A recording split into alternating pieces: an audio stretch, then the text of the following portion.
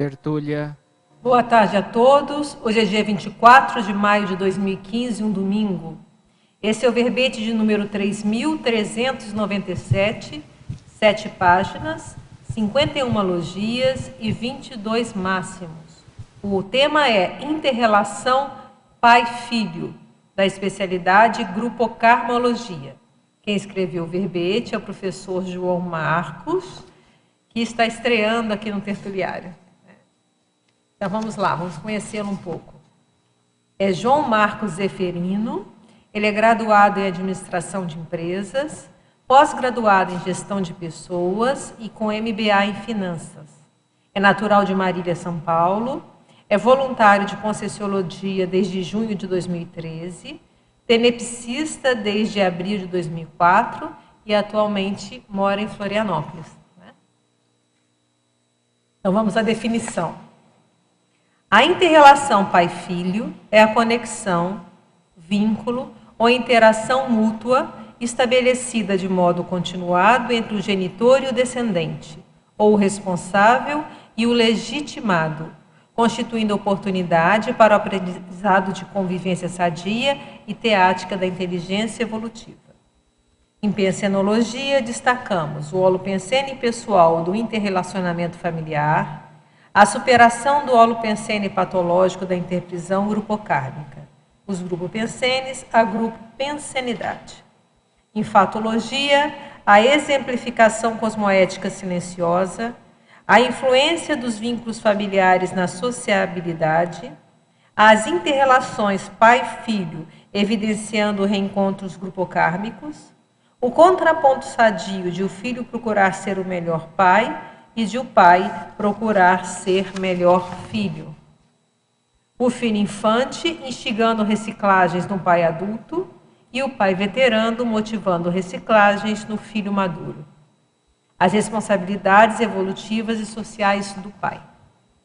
Em parafatologia, a educação parapsíquica evolutiva, os acoplamentos e assimilações energéticas pai-filho, a blindagem energética do lar, qual porto seguro e revitalizador, a escolha pré-ressomática em família específica para possíveis resgates ou acertos grupocármicos.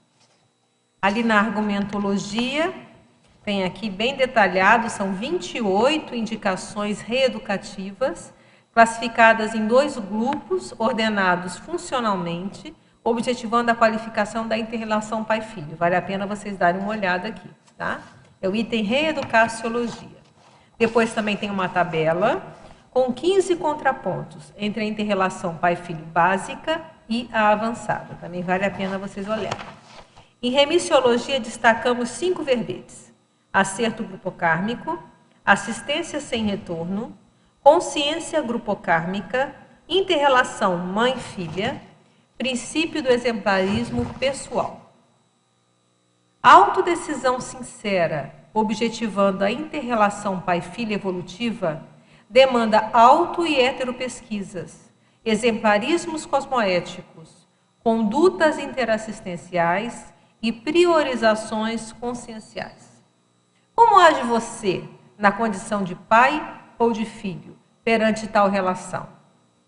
Trata-se de convívio edificante e harmônico ou ainda restam mal-entendidos não pacificados? Boa pergunta, né? Então, em filmologia tem aqui um filme, tá? E tem 5 referências bibliográficas e uma webgrafia. Então, vamos agora à mega-análise com a equipe da Encircosapiens.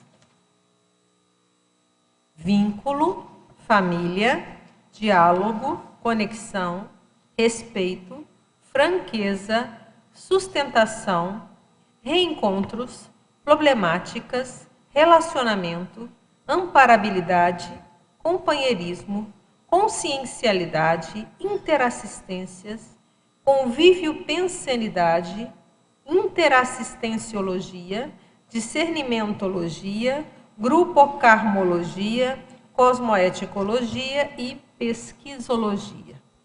Então, antes de começar, só fazer aqui umas dicas aqui de curso.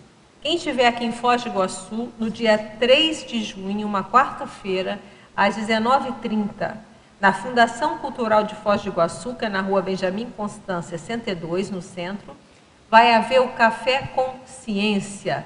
É uma palestra e debate com o professor Félix Wong e com a professora Alessandra Nascimento.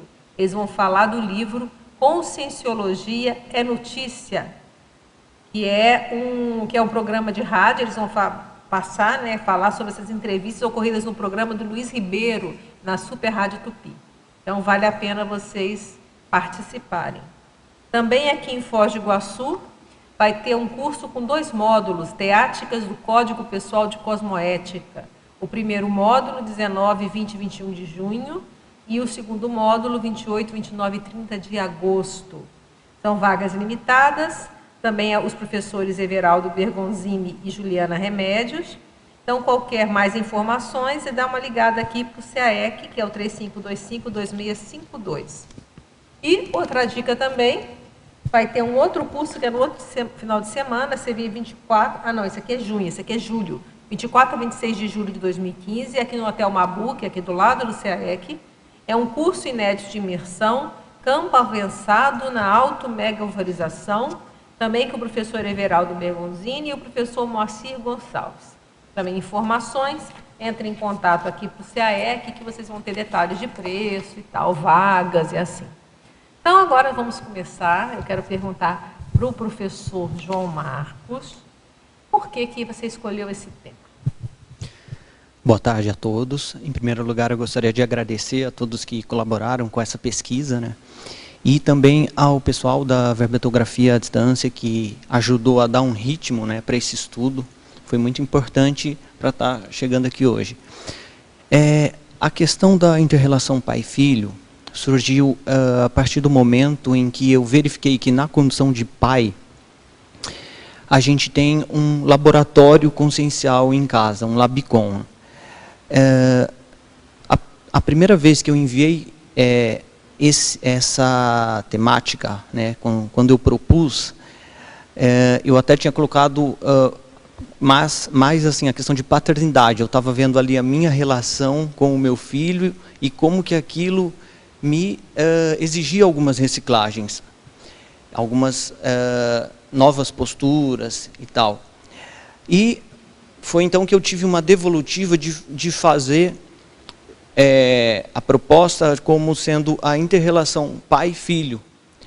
E na hora então que eu fui pesquisar mais a fundo, foi começar a refletir mais sobre isso, e eu percebi como que ampliou, porque aí não era só mais para mim com o meu filho, né? Surgia ali a questão minha com o meu pai. Então foi muito interessante, foi muito sincrônico e valeu bastante a pena pesquisar, né? Essa questão da autopesquisa é uma coisa muito interessante, é uma forma de autocura, né? A gente vai pesquisando e vai vendo novas posturas. Então foi assim que surgiu essa ideia.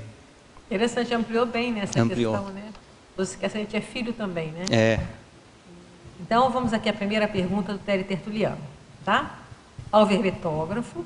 Em fatologia, na página 37, que é a primeira página, não é? Segunda linha, né? Na página seguinte, 37, que é na segunda página, na segunda linha. Aí ele vai perguntar, que você coloca aqui, a relação pai-filho nas empresas familiares, né? Então, a pergunta é, como levar bem a relação pai-filho nas empresas familiares na atual crise econômica brasileira, sem sofrer abalos? É um desafio, né? Essa questão da inter-relação pai-filho nas empresas familiares, eu trouxe porque ela é bastante pertinente, principalmente no contexto da administração, né? Do estudo da gestão. Isso é muito comum. Aqui no Brasil a gente tem empresas familiares e uma peculiaridade de uma empresa familiar é que, muitas vezes, as questões da empresa, né, das reuniões, elas ultrapassam as paredes da empresa, digamos assim, e entra dentro da residência, do lar, dos contextos familiares, né? Seja num jantar, surgem assuntos, ou naquele churrasco de final de semana, ou em qualquer evento, né, familiar, tem aquela questão que pode ser pertinente. E, geralmente, as coisas que tem mais, assim, nesse contexto, que pegam mais, assim, digamos, seria a questão, começa assim com a questão de profissionalismo, né? Porque muitas vezes a empresa familiar, ela mantém alguém, ela pode estar mantendo alguém ali que é incompetente naquilo, né? E isso a gente vê assim corriqueiramente. Às vezes você vai numa padaria, por exemplo, numa loja ou em qualquer outro tipo de empresa, e você vê uma pessoa que não tem tanto interesse com a questão, não tem tanto interesse em dar um bom atendimento, e aí você pensa, pô, como é que uma pessoa dessa está nessa situação, né? Está ali, e aí depois você vê que, na verdade, ela pode ser o filho do dono ou alguma questão parecida. Tem também a questão das decisões, né, da empresa. Então, geralmente, tem dentro de uma empresa, quando vai decidir, por exemplo, se vai aumentar o portfólio da empresa, ou se vai investir mais em uma determinada questão, alguém tem que tomar essa decisão. Muitas vezes pode ser que essa decisão esteja ali pegando entre os filhos, o pai, né? Então, geralmente, muitos conflitos surgem daí, até fazendo uma relação com essa questão que ele perguntou, né, de muitas vezes a decisão ali, perante a eventual situação econômica mais crítica, as pessoas tenham que tomar decisões já como se fosse uma profilaxia, né, de uma forma em que economize mais, ou tenha menos gastos, enxugue os custos da empresa. Então, começa por aí, né. Eventualmente também as empresas familiares têm essa questão de misturar, né, o dinheiro da empresa com o dinheiro da pessoa ali, ou da família, né. Então, isso é muito importante, ter bem separado essas questões. O que é da empresa e o que é salário, prolabore, dos gestores ali, de quem está tocando, do pai, do filho, dos irmãos, quem estiver nessa situação. E também a questão de sucessão, né? É uma coisa complexa nas empresas familiares. Como é que vai ser essa sucessão? Tem um verbete que eu até indico, que é bem interessante nessa questão, que é o Empresas Familiares, se eu não me engano, onde a verbetógrafa ela coloca uma frase que eu achei interessante. Ela diz assim, se diz, pai rico, filho nobre e neto pobre. Porque, geralmente, quem teve a proposta, a ideia da empresa, né, quem investiu primeiro, quem fundou, então, coloca ali toda a sua energia, coloca ali tudo que ele pode para fazer a coisa andar e procura fazer certinho e assim cresce. Quando chega na próxima geração, nos filhos, eles tendem mais, né, é uma tendência, a começar a querer aproveitar mais a situação do que propriamente trabalhar. Manter, né? Ou seja, não que não trabalhe, mas que tem mais essa questão de aproveitamento maior do patrimônio. E quando chega nos netos, muitas vezes ou o patrimônio já está dilapidado, ou tem que recomeçar, ou está em situações complicadas. Então, perante essa pergunta, eu acho que cabe mesmo ali procurar, né, conversar, ter conversas francas nas reuniões sobre a situação, colocar as questões que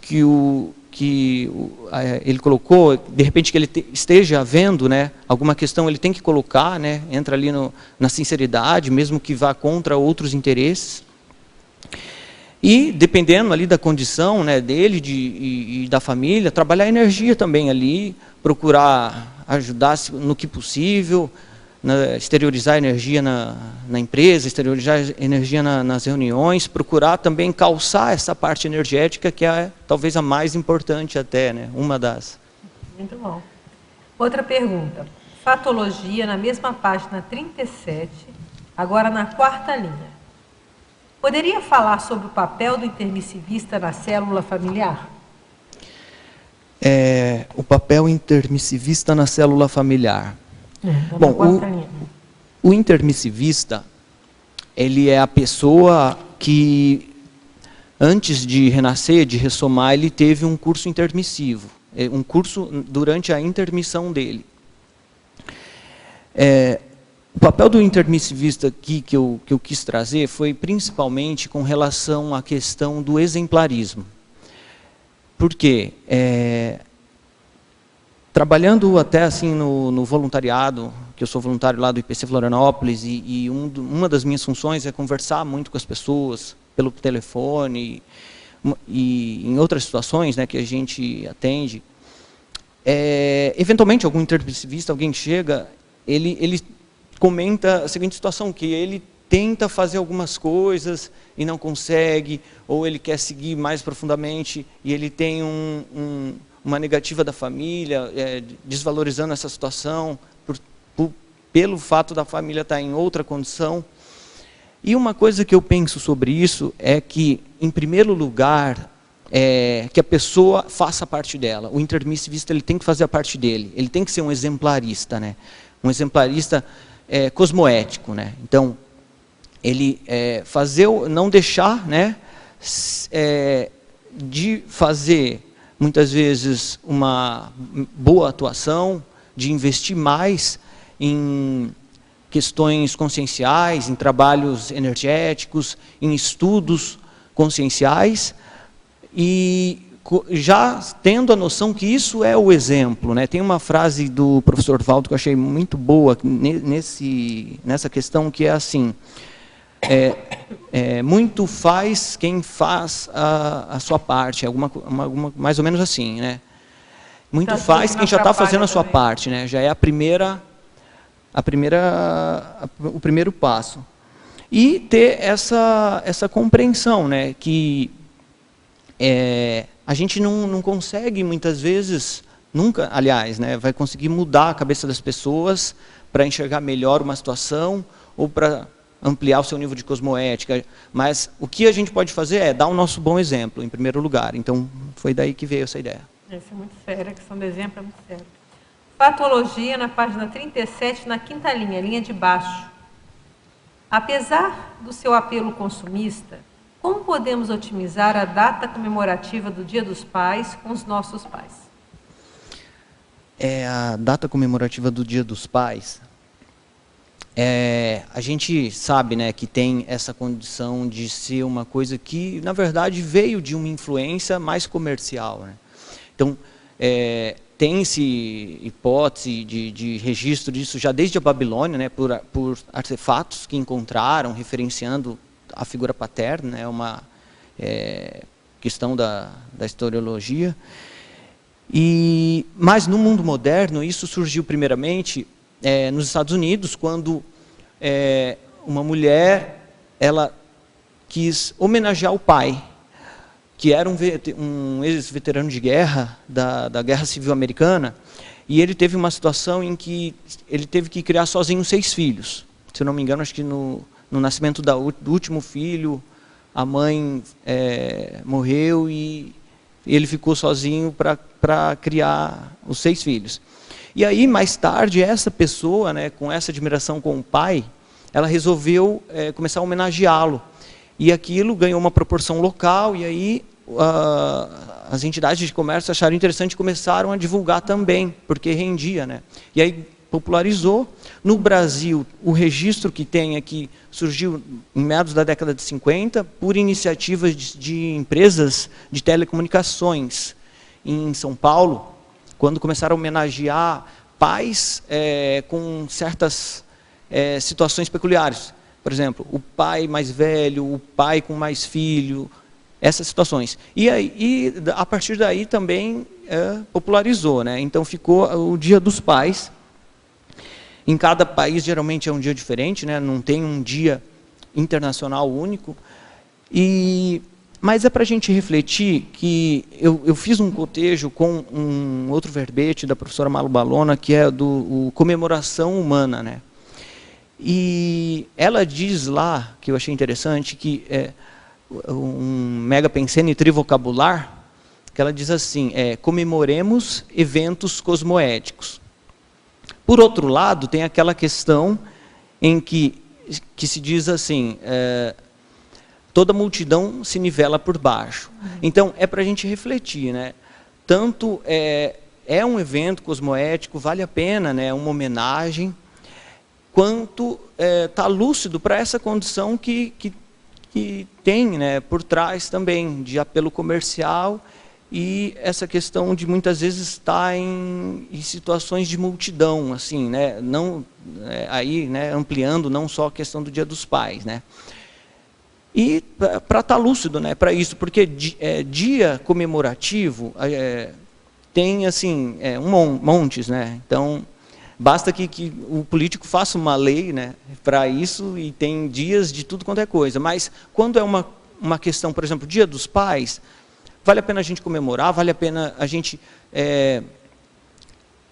referenciar o pai, dar atenção para o pai nesse dia, porque às vezes, se para você não muda muito, né, você gosta, você ama seu pai, qualquer dia, não especificamente num dia, mas às vezes para ele é importante aquilo. Então, você acaba participando também dessa forma. Agora uma pergunta da Alemanha. Professor João, na paradoxologia. Então, vamos lá para o paradoxo, que é aqui na página 38. Terceira linha. Poderia expandir o paradoxo de o convívio compulsório poder ser libertador? Sim. O convívio compulsório, poder ser libertador, significa que os nossos convívios, por exemplo, com pais, com filhos, eles, de uma certa forma, são compulsórios, né? Você está ali com o teu pai ou com o teu filho, né? Convivendo, né, compulsoriamente. Mas, independente se a relação é mais positiva ou há menos afinidade,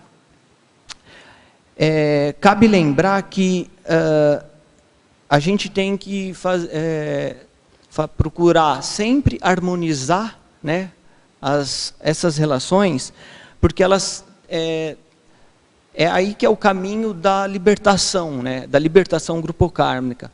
Então, tudo tem um motivo. Então, se a gente está ali naquela família, com aquelas pessoas, com aquele pai, ou veio aquele filho, tem um motivo. Esse motivo, geralmente, são coisas que a gente tem para resolver do passado, de vidas passadas. Resolvendo essas coisas, a gente dá um passo à frente para essa libertação. Então, é daí que eu achei interessante colocar, pontuar na paradoxologia. Fazer esse paradoxo. Você vive compulsoriamente, mas, ao mesmo tempo, ele pode ser libertador. Compulsório é aquilo que você não tem saída, você tem que conviver, mas, ao mesmo tempo, aquilo pode ser super libertador. Uma sugestão. Talvez o colégio invisível da ressomatologia possa ser acrescentado na colegiologia. Ela está sugerindo para você. Ok, muito obrigado pela sugestão. Vamos para a próxima. A pensenologia, na página 36, que é a primeira. Quinta linha. Gostaria que relacionasse o tema do verbete, a superação do holopensene, né, e deve ser o tema do verbete, e o item, a superação do holopensene patológico da interprisão grupocármica. Certo. O holopensene patológico da interprisão grupocármica significa que muitas vezes a gente está em contextos familiares que são bem difíceis, né? Existem contextos familiares que as pessoas muitas vezes convivem sobre o mesmo teto, digamos assim, na mesma residência, e não se falam, né? Há discussão, por causa de brigas e etc. E isso tudo gera um holopensene, que é o conjunto dos pensenes, o conjunto dos pensamentos, sentimentos e energias, que fica no ambiente, né? Então, toda essa questão que possivelmente possa haver em contextos onde há muita discórdia, né? Esse contexto, geralmente, ele é por uma questão de haver a interprisão entre aquelas pessoas por questões do passado, ou seja, eles são interprisioneiros, eles vão ficar, né, convivendo até resolverem as suas questões. E quando isso ele pega muito, né, ainda está ali muito nosográfico, está muito difícil o convívio, há esse holopensene, né, essa atmosfera vital do ambiente, que é negativa. Então, pode estar cheio de assédio, pode estar cheio de os chamados bagulhos pensênicos, né? Cheio de informação que prejudica ainda mais a relação. Então, cabe a superação disso, né? Foi nesse sentido que eu coloquei, que é um desafio que alguém vai ter que começar a assumir, né? A superação desse holopensene, começando por si mesmo. Até para poder se libertar da interprisão, né? Vai ter que recompor, né? Restituir as questões. Patologia, na mesma página 36, na primeira linha. E se pode falar sobre a exemplificação cosmoética silenciosa? Como a gente até já colocou, né, que a nossa primeira tarefa, né, é o ser exemplarista cosmoético, dar o bom exemplo, esse exemplo, muitas vezes, ele é silencioso, né? Você não está falando nada para ninguém aquilo que você vai fazer ou pensa em fazer que é melhor, né, que é um bom exemplo. Mas as pessoas veem. E essa exemplificação silenciosa, ela pode desencadear uma reciclagem na outra pessoa, uma reciclagem intraconsciencial na pessoa. Ou seja, a partir do seu exemplo, ela vai começar a refletir sobre aquilo. E tem também a questão ali, muitas vezes, que é da parapolítica, né? Porque o exemplo, muitas vezes, você tem que ser silencioso, né? Por essa questão da parapolítica, né? Ou seja, porque se você muitas vezes for falar uma verdade para a pessoa, ou de algum contexto, né? Digamos que a pessoa está ali fazendo alguma atitude anticosmoética, antiética, alguma questão nesse sentido, e você vai muitas vezes falar com a pessoa, principalmente nesse contexto familiar da inter-relação pai-filho, aquilo pode gerar pode piorar, né? Eu quero dizer o seguinte, pode piorar a situação. Mas, então, muitas vezes eu quis trazer, porque muitas vezes a gente tem que ponderar, né? Até onde que a gente vai atuar, né? Tem aquela questão que o limite da assistência é o assistido, né? Então, para a gente ponderar isso, mas que a exemplificação cosmoética silenciosa, ela só depende de você. E tem a ver com a proverbiologia, né? Você podia comentar o seu provérbio que você colocou aí, ó. As palavras movem, os exemplos arrastam. É um princípio do exemplarismo, né? É o que você está falando bastante. Da verbação, né?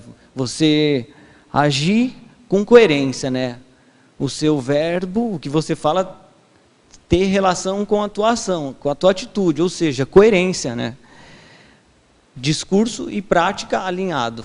Bom, João, posso fazer? Então tá bem, pode fazer. Tem relação com o que ele comentou agora sobre o limite da assistência. Tem um item na página 40, letra B, item 21, né, que é harmonizar, jogar com a carta de menos, procurando reconciliação com o pai.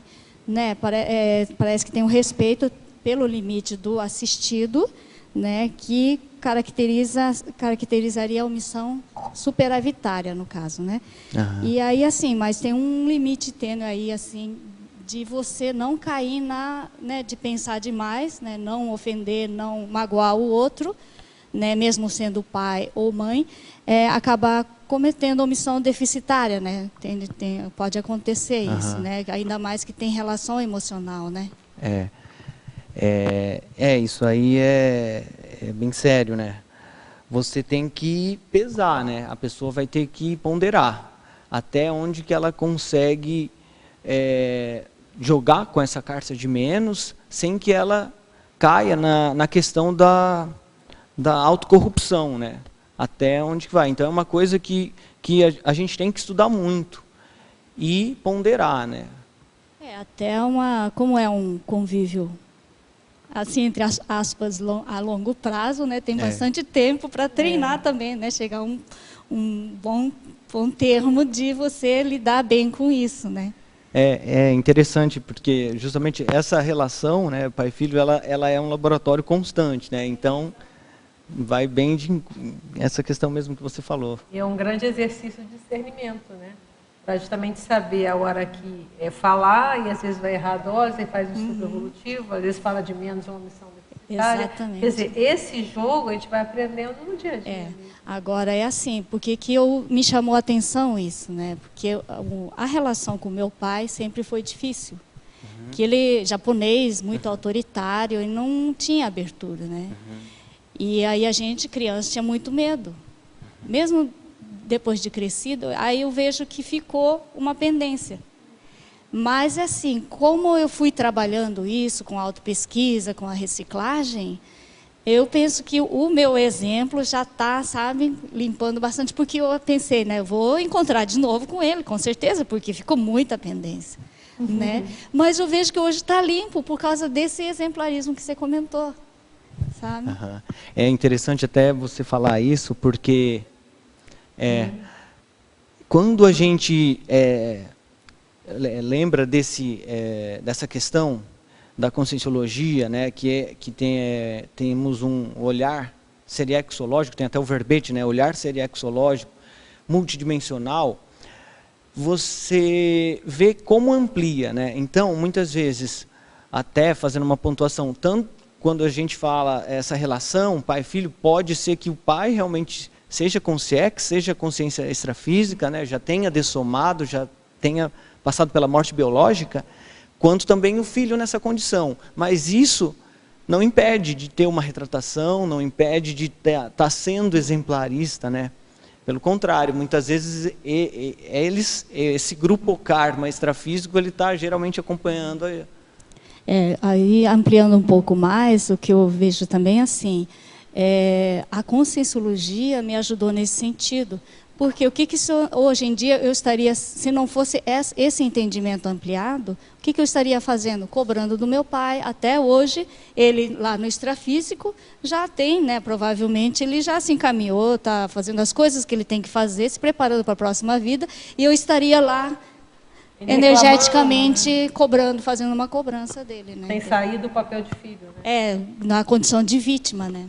Tem que lembrar que também a função, o papel de pai, o papel de filho, também é temporário, né? Chega uma hora que é tudo consciência. Então, isso tudo é interessante também, né? Suplantar essa situação. Vamos lá, Fatologia, página 37, sexta linha. Poderia discorrer a respeito do rolo compressor da Robex, prejudicando as interrelações? Sim. O rolo compressor da Robex prejudicando as interrelações, eu trouxe essa questão porque a Robex vem de robotização existencial.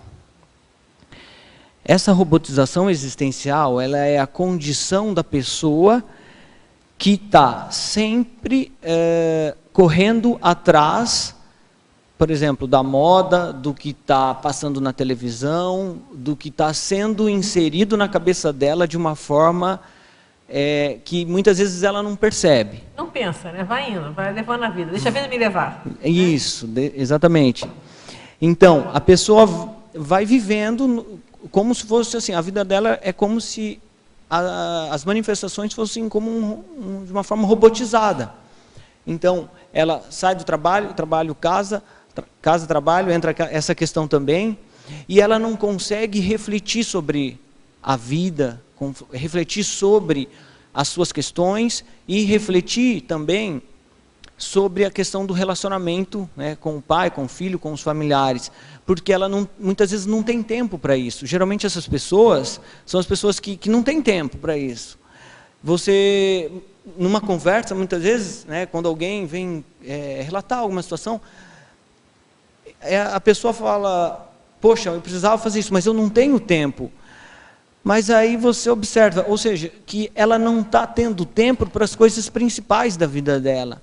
Então, olha só, se uma inter-relação pai-filho, ou uma relação qualquer familiar, ela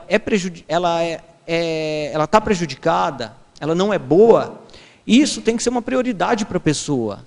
Ela tem que investir nisso, verificar como que ela pode agir, né? Procurar tem aquela técnica do livro Autocura, da professora Malo, a intersecção das linhas afins, né? Procurar como que ela vai suplantar essa situação, né? Procurar superar isso, mas para isso ela precisa parar. Ela precisa parar a vida, ela precisa ter momento de reflexão. E quando se está na Robex, a pessoa nem percebe muitas vezes. Não para, vai indo, né? Patologia também, na página 37, agora 8ª linha. Relacione por obséquio o incesto com o tema do verbete. Essa questão do incesto eu trouxe porque ela é pertinente, né, quando se fala de contexto do pai. E geralmente quando surgem esses casos assim que todo mundo, a sociedade, todos ficam não dramatizados, ficam assustados, né, quando surge algum caso na mídia, muitas vezes aparece aí um pai que mantinha a filha em cárcere privado e teve filhos com ela e aquela coisa toda. A gente fica um pouco de boca aberta de ver essa situação, né? Como é que se chegou a isso? Mas, por outro lado, até pouco tempo atrás, digamos assim, né, essa questão era parcialmente aceita. Então, por exemplo, nos contextos da monarquia, nos contextos onde havia monarquia, o incesto ele era aceito de uma forma que fosse manter uma dinastia, digamos assim. Por exemplo, a princesa de Brasil, Portugal, Maria a Louca, lá, né, como ela ficou conhecida, ela teve que casou com o tio, para que a dinastia da família Bragança, se eu não me engano, fosse mantida no poder. Mas era tio, não era pai. Era tio, não era pai, mas é que o incesto, né, ele vai na relação até a terceira. Parentela de terceiro grau, né, que envolve tio e sobrinha, né, envolve isso também. Mas fazendo só um cotejo, né, com essa questão. E assim, do ponto de vista consciencial, você vê que é um abuso, né, contra a outra consciência. É um abuso isso, né, você está... a pessoa fazer esse tipo de situação, né? Ela está sendo uma violência, né? Uma violenta, né? Violenta. E completando também tem do ponto de vista genético, é uma questão que é amplamente desfavorável até para a espécie, assim, olhando do ponto de vista científico, é amplamente desfavorável a questão na espécie humana, porque tem uma série de questões genéticas, né? Que o incesto, a prole tende a ser mais fraca pela questão genética, dos alelos idênticos, isso vai diminuir a variabilidade genética daquela espécie e, consequentemente, aumento de doenças e por aí vai. Por isso que muitos na monarquia era tudo perturbado, né? Porque ficava tudo entre eles ali. Exatamente. Complicado. Tecnologia, página 37, 2ª linha. Como funciona a técnica do mega nível da autoconsciência? A técnica do mega nível da autoconsciência é você procurar agir, né, ter uma manifestação de uma forma que você haja como um desperto, por exemplo. Você procura agir nas diversas situações como um desperto, como uma consciência que está num nível evolutivo que ela já é desassediada permanente total, né? Ela já está melhor nessa condição. Então, no dia a dia, e é uma técnica que eu coloquei porque eu achei muito interessante, eu procuro usar essa técnica muitas vezes. Quer ver, por exemplo, uma situação que muitas vezes eu passo trânsito. Então, eu moro numa cidade que tem muito trânsito. Então, é um grande exercício. Às vezes você está lá, não, peraí, como é que um desperto agiria nesse momento? Como é que uma outra pessoa de um nível evolutivo máximo agiria? Então, você começa a moldar, né, melhor essas atitudes, começa a agir mais e aquilo começa a ser mais marcante na sua manifestação. Começa a pensar já como desperta. Eu também gosto muito. E lembrar que tem o verbete, né? Que esse aqui é o nome do verbete, Mega Nível da Autoconsciência, que é o verbete do professor Valdo, né? Isso. O Teletertuliano dá uma olhada. Eu também particularmente gosto muito disso aqui. É um verbete pequenininho, mas disso tudo tinha que dizer, né? Uhum. Polinomiologia, página 38 agora. Primeira linha. Poderia detalhar o polinômio pesquisa, diagnóstico, enfrentamento, superação? É assim, esse polinômio veio da seguinte ideia. Você, através de pesquisa, através da sua autopesquisa, a pesquisa de si mesmo, dos seus traços, das questões que você tem para resolver com você mesmo, você vai chegar num diagnóstico. Você vai identificar o que precisa, como que está a situação e, consequentemente, ali no enfrentamento, o que precisa ser feito e começar a agir. Isso, depois que você passa por esse processo, você vê que você superou aquilo, né? Então, é daí que vem essa questão. Vem a pesquisa, primeiro a pesquisa, aí você chega num diagnóstico, você entra num autoenfrentamento, né? E supera aquilo. Agora, isso precisa de autocrítica, né? De esforço, principalmente, de vontade, que a maior força que a gente tem é a vontade. Então, precisa de vontade para fazer esse autoenfrentamento, né? E muitas vezes essa pessoa está com dificuldade de superar algum traço, muitas vezes ela não consegue superar aquilo e está ciente disso, que ela procure ajuda. Seja um psicólogo, seja aqui em Foz tem a OIC, a consciencioterapia. Até essas fases são as fases da consciencioterapia, né? Autopesquisa, autodiagnóstico, autoenvolvimento, superação. E é interessante isso que você está falando, que tem tudo a ver com logo no início você comentou a questão de como a relação com o seu filho, né, te levou a várias recins, né? Então é isso aí, né? Você vai se pesquisando na relação, diagnostica, tem tudo a ver, né, com essa relação. Não só com o filho, né, também com o seu pai, né? É ambivalente. Muito bom.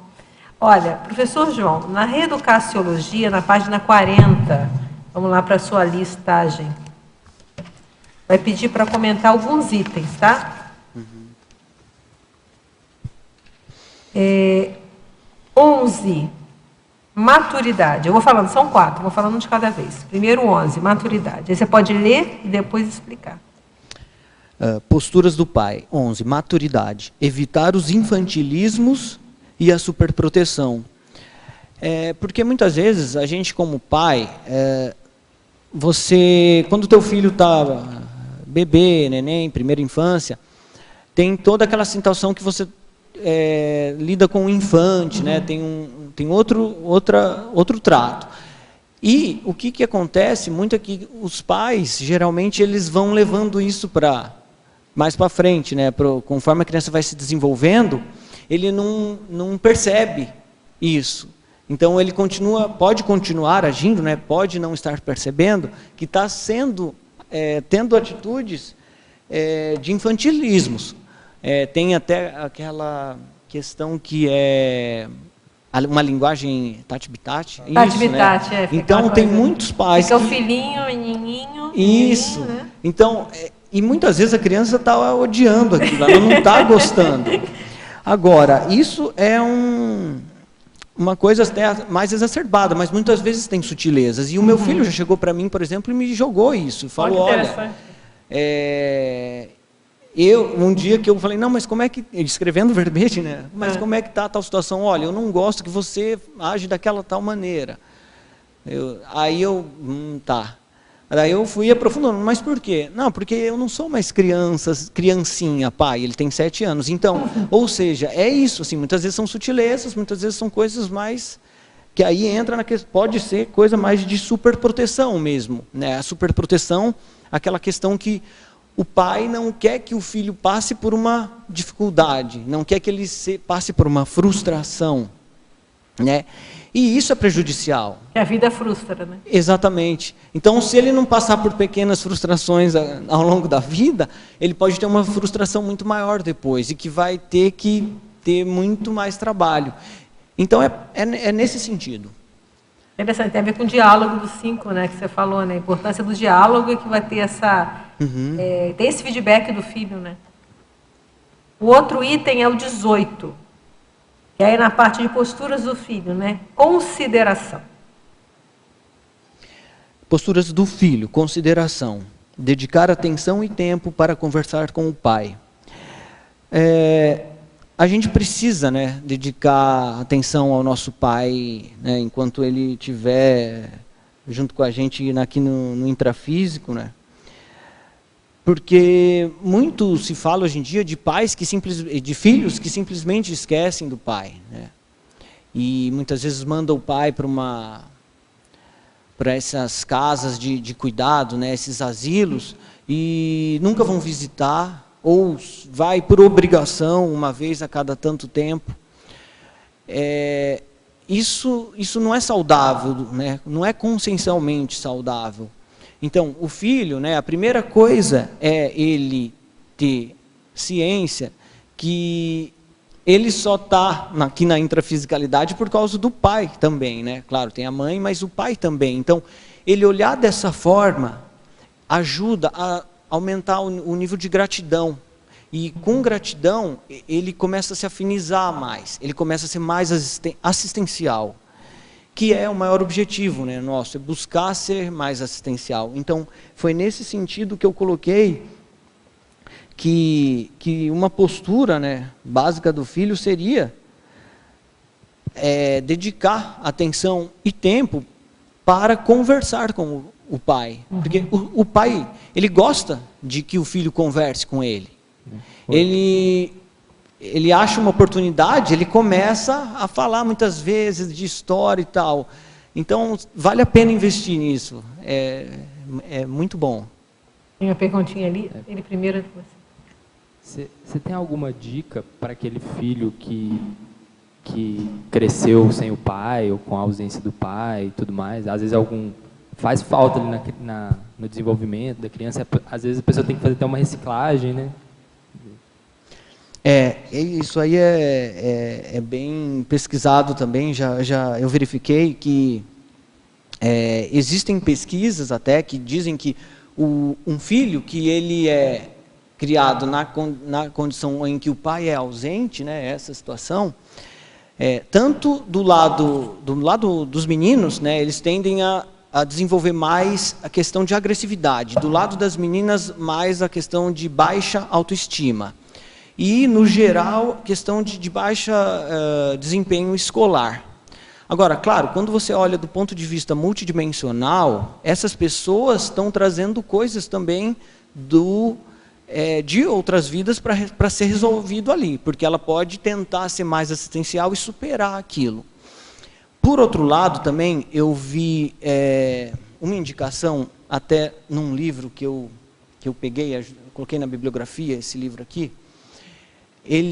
O Biddulph, ele coloca, né, que pela pesquisa dele, ele é um psiquiatra, e que os pais, né, quando há essa ausência do pai, ele recomenda que a mãe procure uma outra influência paterna. Algum referencial masculino. Para dar um referencial masculino para a criança que ajuda a superar essa condição. Seja um avô, seja um tio, seja eventualmente um novo marido, o padrasto, seja alguém que ajude, né, nesse desenvolvimento, ajuda a conciliar essa situação. Exercer a função, né? Isso. A função de pai, a função paterna. E se a pessoa está mais lúcida, ela compreender, né, as limitações do pai, compreender que o nível evolutivo, às vezes, do pai, isso ajuda também a pacificar, né? Você, né, começa a entender e ter uma postura mais assistencial. Eu queria comentar sobre também esse item 18, que ele fala do tempo para conversar com o pai, que é importante, mas eu estava pensando o inverso também.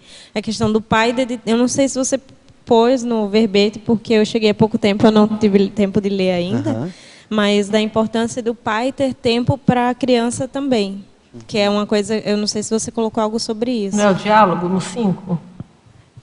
Tem o item 9 ali, que é lazer, promover momentos de distração, a exemplo de passeios em meio à natureza, também tem um pouco nessa relação. Eu só ia falar essa coisa do contraponto, né? Não é só o pai que precisa, o filho também precisa. É importante que o pai dedique tempo. Inclusive, um dos problemas assim que a gente vê muito hoje é justamente a falta de tempo de qualidade. As pessoas querem educar, mas não pensam em dedicar um tempo que a criança que é necessário para que aquela educação seja feita, seja dada para a criança, né?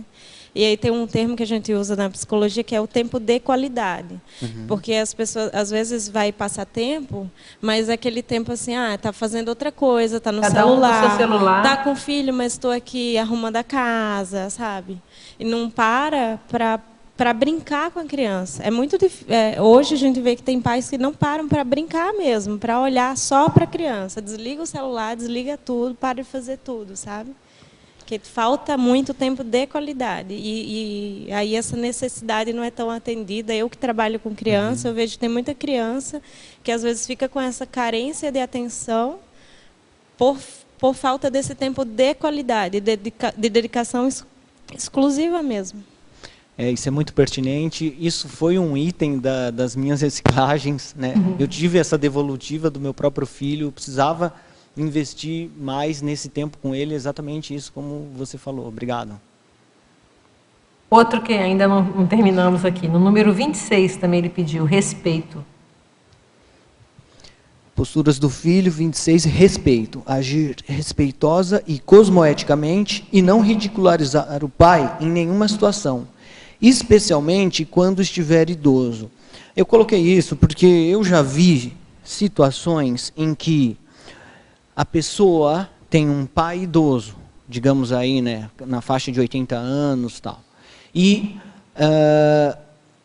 aquele filho, que aí ele vai estar ali de meia idade, 50 anos, nessa faixa, junto com outros amigos, muitas vezes, outras pessoas da família, eles tendem a ridicularizar o pai em situações muitas vezes que são sutis, assim, às vezes piada, de mau gosto, por causa da condição do pai de estar com o soma mais adiantado, né, digamos assim, de ser uma pessoa mais velha, de ter aquelas limitações que é pertinente, que é o natural, né?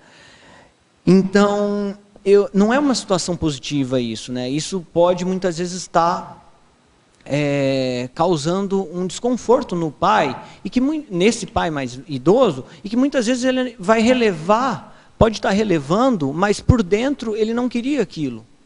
Então, a partir do momento que a gente começa a ser mais assistencial, a gente também começa a evitar esse tipo de situação, né, de piada de mau gosto, de fazer digamos assim, esses comportamentos, muitas vezes, que não parecem ser desrespeitosos, mas que, para a pessoa que está ouvindo aquilo, muitas vezes marca para ela. Então, assim, evitar, né, esse tipo de situação, valorizar, né, o pai, o que ele já fez, tudo que ele construiu, fica uma relação mais saudável e assistencial. E o número 27 agora, que é o de baixo, suporte. Posturas do filho, suporte. Amparar eventuais necessidades do pai. Aquela situação em que muitas vezes o pai está numa condição de necessidade mais física, né? Às vezes está numa cadeira de rodas, às vezes vai precisar de um suporte nesse sentido, às vezes não está até andando, está aparentemente mais consegue se locomover, mas vai ter um dia que vai ter que ir no médico, né? Então acompanhar o pai, né? Pela idade que ele tiver. E nesse sentido que eu quis trazer essa questão, né? Porque muitas vezes acontece que a pessoa ela não quer gastar tempo com isso, sabe? Eu já tive relatos assim que tá lá o senhor, né, numa situação e o filho e quem pagava alguém para fazer esse tipo de suporte mais intrafísico, digamos assim.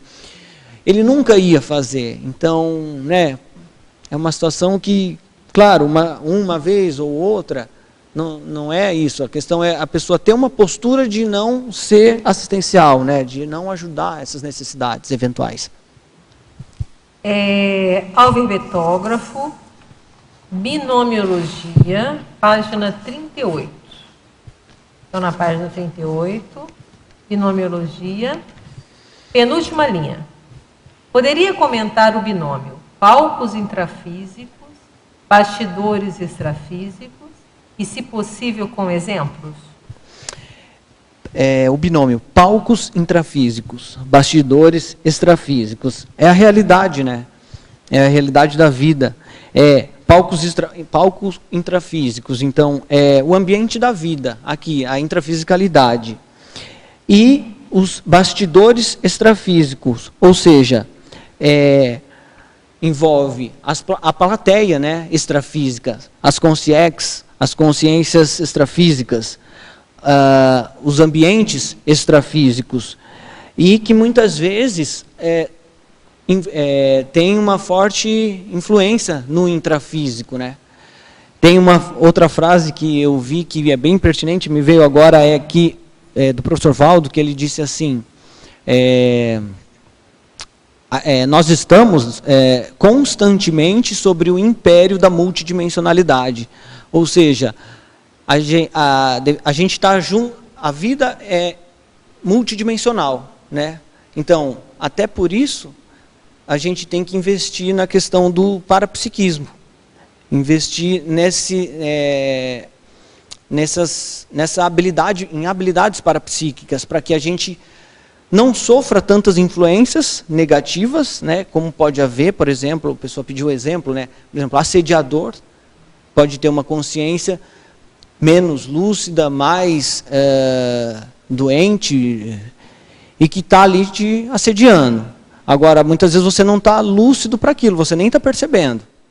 Agora, desenvolvendo parapsiquismo, e isso é uma proposta da Conscienciologia, né? Existem técnicas, existem instituições que propiciam o desenvolvimento saudável e útil do parapsiquismo, a pessoa começar a perceber essas situações, e tanto do assediador, como eu falei, como também do amparador, aquela consciência extrafísica que vai te ajudar nas situações.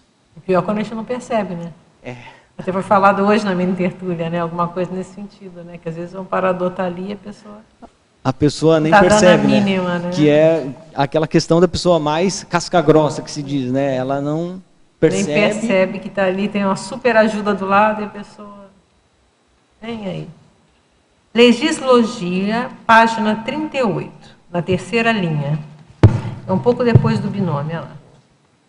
Poderia explanar e colocar suas considerações sobre a lei da palmada? A lei da palmada, eu vi enquanto estava escrevendo no verbete, se eu não me engano foi no final do ano passado, que teve uma discussão sobre isso, teve acho que uma lei que foi aprovada, né, que virou a lei da palmada, que ficou proibido, né, de uma certa forma, se bater em filhos, né, ficou isso de uma certa forma mais oficial, né, de dar palmadas. E tem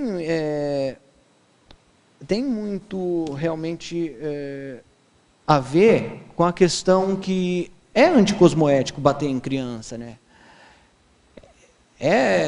não é o normal de uma pessoa lúcida. Quem bate em criança não merece cuidar de uma criança, não está sabendo lidar com a situação. Claro que, eventualmente, tem algumas situações, com alguns contextos, com algumas crianças, que você vai ter que ser um pouco mais rígido, né? Você vai ter que ser um pouco mais enfático, você vai ter que tomar uma providência, eventualmente a criança está incomodando num certo ambiente, você vai ter que pegar ela dali, tirar ela dali, vai ter que eventualmente explicar para ela por que ela passou por aquilo, né? E eu particularmente concordo também com a questão que não se deve bater em criança, assim, se deve conversar muito, se a pessoa não consegue, começa a estudar, começa a pesquisar, busca ajuda profissional, né? Porque se ela passa por situações onde que ela acha que o melhor realmente é dar uma palmada, ela precisa rever esse conceito. Porque é a falta de argumentação, né? Vai no tapa, você vai ensinar a pessoa o quê? Resolver problema no soco. Então, eu estou com um problema com meu vizinho, eu vou lá dar um soco nele, porque você acaba passando uma mensagem de que você vai resolver situações a partir da violência. Quando não é por aí, né? E então depois é complexo, é bem polêmica essa situação. E depois a tendência da criança é replicar isso no futuro, replicar no né? amiguinho. Eu lembro que uma vez, há muitos anos, eu estava atendendo uma criança, né, porque eu fazia residência, e aí a mãe reclamando que a criança batia em todo mundo. Aí depois, conversando, você viu que todo mundo batia da criança. Então, ela chegava no colégio e batia em todo mundo. Quer dizer, ela estava só replicando uma situação que ela vivia em casa. Todo mundo batia nela, ela ia fazer o quê? Chegava no colégio e batia em todo mundo. Então, qual o exemplo, né? Você falou muito de exemplarismo aqui, né? Qual o exemplo que está se dando para os filhos, né? E os pais chegaram reclamando que a criança estava batendo. Você começa a levantar. Complexo, né? Sim, Cláudio, pode perguntar. João, em relação a essa questão da palmada, muitas vezes a explicação não é oportuna, mas o que você acha da rispidez? Às vezes o pai e o filho ter essa rispidez, acho que é uma assédio moral, né? Muitas vezes não dá para você explicar, ele não entende. Como assim? A rispidez, porque tem pessoas que não aceitam nem se você falar duro com ela, né? Ela já fica emocional, né? E às vezes é necessário você ser um pouco ríspido, né?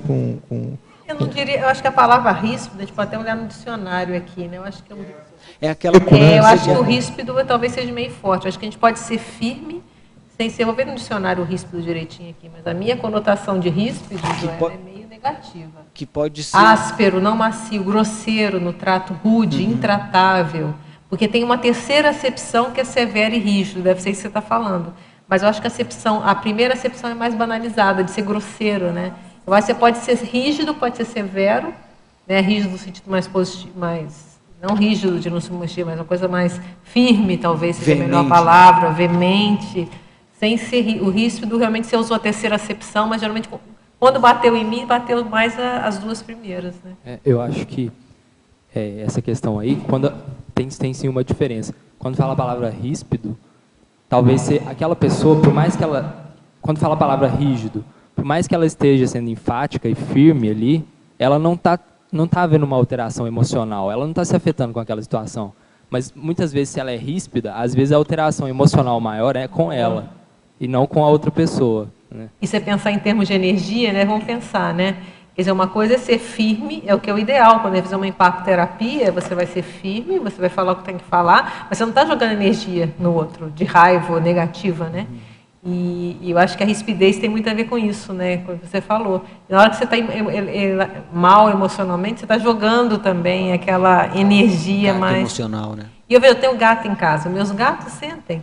Se o negócio fala um pouquinho mais assim com eles se magoam. Imagina, se o gato não tem que sabe? Até isso eles percebem na sutileza da energia. Se você está falando, às vezes, fazendo uma educação, tentando educar de uma forma firme, sem jogar energia, de quando joga uma energia mais de irritação. Eles, na hora, eu vejo que o gato reage diferente. Então, é um grande exemplo também. Imagina uma criança. Vai para o lado da agressividade, né? Se for pensar em assertividade, passividade e agressividade, a rigidez não é assertiva. A firmeza é assertiva, a rigidez é agressiva. Boa. sair da assertividade. Vamos lá, agora o texto é longo, tá? Eu vou ler devagar, se você precisar, aí você pede para eu ler de novo, tá? É lá da sua terra, Florianópolis. Ao verbetógrafo. Tenho um filho de 14 anos. A relação dele com o pai é excelente. No entanto, ele não nos fala sobre seus sentimentos em nenhuma área. Nossas conversas são somente sobre o cotidiano. Quando tentamos conversar com ele sobre sua vida, atual ou futura, ele fica melancólico e nos força a mudar de assuntos. É mais fácil para o pai quebrar esse bloqueio? É uma pergunta. Devemos insistir em conversar com ele sobre sua vida, seus sentimentos? O que você pensa sobre isso?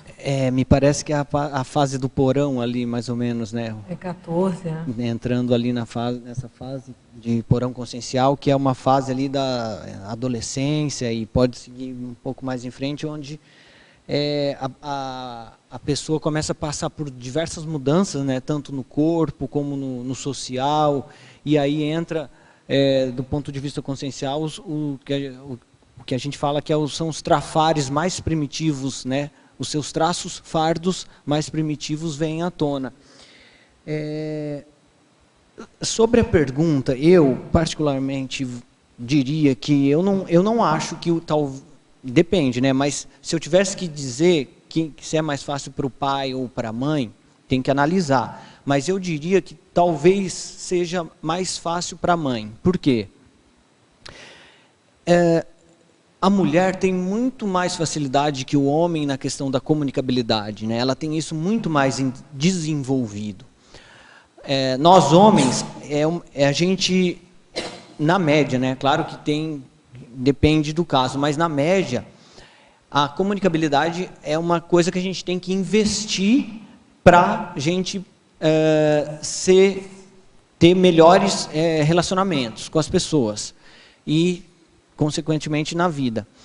E no trato com o filho, homem e o filho nessa idade aí, muitas vezes também tem a questão que começa a suscitar ali a questão da liderança ali do lar, né? Porque da autoridade do pai, né?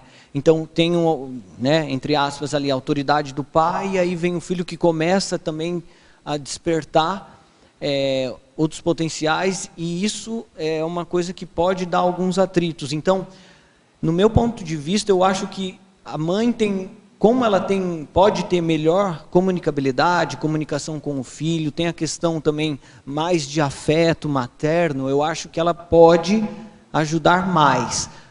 Mas, claro, ela vai ter que avaliar. Muitas vezes vai ser os dois, né, conversando, procurar o máximo de conversa possível.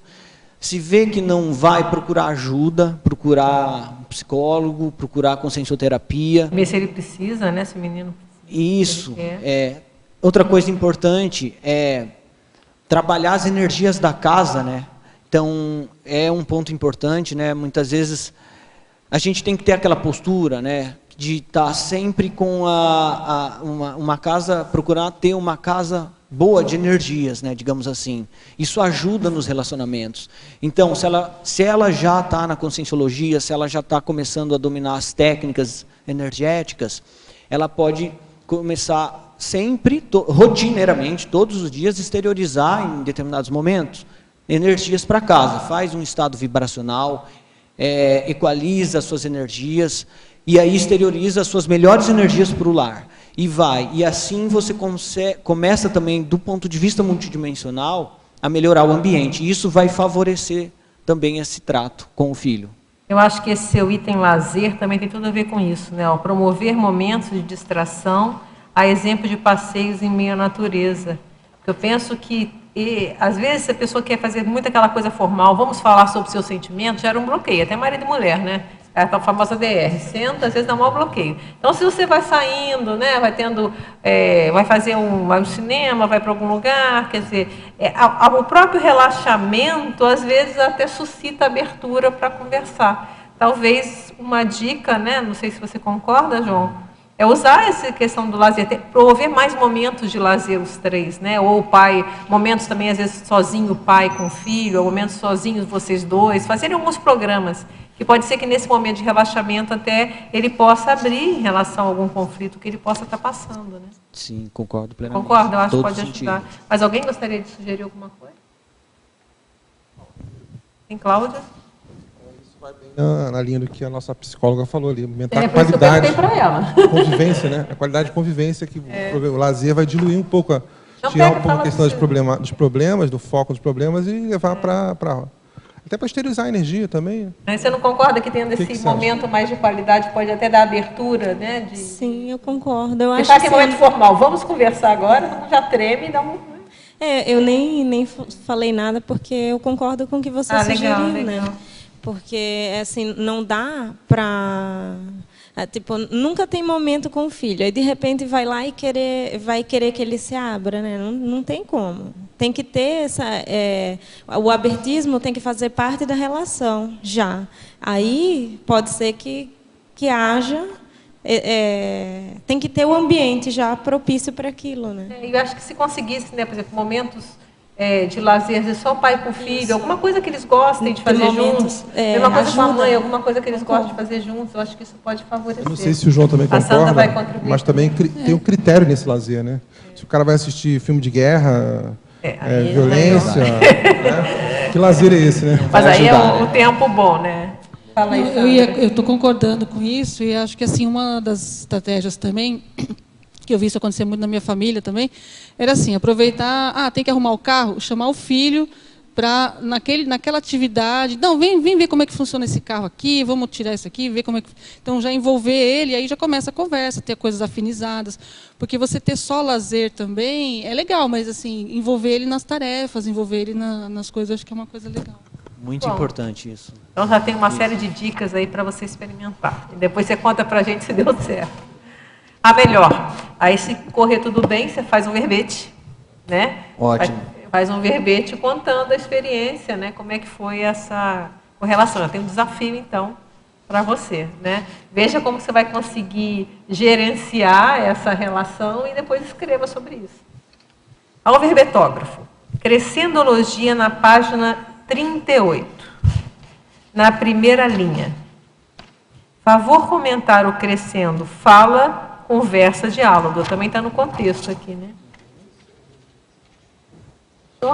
Página 38, primeira linha. Tá, ok. Crescendologia, o crescendo fala, conversa, diálogo. Aqui eu quis dizer o seguinte, a fala, né? Fala de uma pessoa, né? Essa palavra, fala, estou querendo dizer, a fala de uma pessoa. Alguém está falando, né? Aí cresce para a conversa, né? Ou seja, as duas pessoas ou mais vão estar falando, né?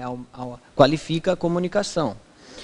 E por último ali o diálogo, ele tem bastante sinonímia com conversa, só que eu pensei assim, de uma certa forma ele é uma palavra um pouco mais rebuscada, digamos assim, mais requintada, né? Que se usa menos. Então aí cresceria nesse sentido de requinte, né, digamos assim. Então você sai da fala, vai para a conversa e aí ele qualifica essa conversa de uma forma de diálogo. Um aprofundamento cognitivo, né? Exatamente. Um aprofundamento cognitivo, ele falou. Cláudio, você vai perguntar? Na laboratoriologia, nós estamos falando muito de retrocognição ultimamente, né, porque tem o baile e tal. Então, você fala assim, o lar, na página 37, o lar na condição de laboratório retrocognitivo grupal. Você tem alguma experiência em relação a isso? Como é que é? Achou? Laboratoriologia na primeira linha. O lar na condição de laboratório retrocognitivo grupal. É porque toda residência, na verdade, ela atua como pode atuar como um laboratório retrocognitivo daquele grupo, né? Porque aquele grupo está junto, né? Pai, filho e família, justamente pelas afinidades. de vidas passadas.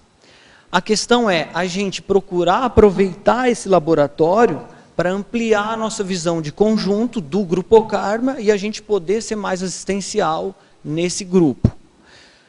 Particularmente, eu não tive nenhuma experiência bem assim, daquelas, digamos, acachapante, de ver quem foi, quem na vida passada e por quê. Mas eu estou vendo que isso é um crescendo também, de uma certa forma, porque você começa a entender o entrelinhamento das pessoas ali. Você começa a perceber tanto dentro do próprio grupo, um que tem mais afinidade com o outro que não é, já tem menos afinidade, as semelhanças, né, de personalidade. Então, você tem todo na verdade, a gente tem, né, isso como um laboratório, mas a questão é que depende da gente, né, investir em fazer investimentos conscienciais para ter condição de aprimorar isso. Então, é uma hipótese e uma possibilidade.